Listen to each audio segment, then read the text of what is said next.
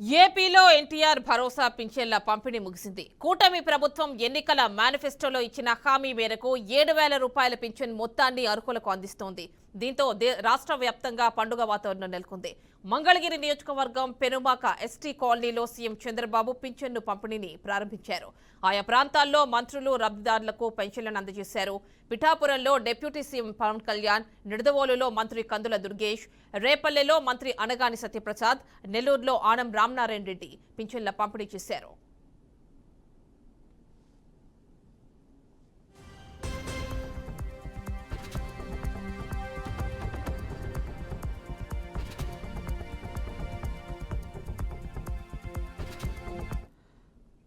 పింఛన్ల పంపిణీని రాష్ట్ర ప్రభుత్వం ప్రతిష్టాత్మకంగా తీసుకుంది.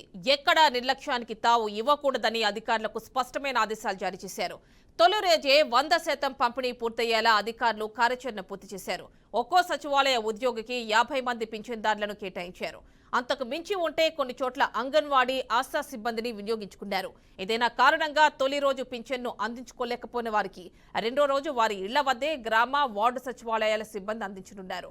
ఇక మొత్తం 65.18 లక్షల మందికి పింఛన్ల పంపిణీ కోసం రాష్ట్ర ప్రభుత్వం 4,408 కోట్లు విడుదల చేసింది.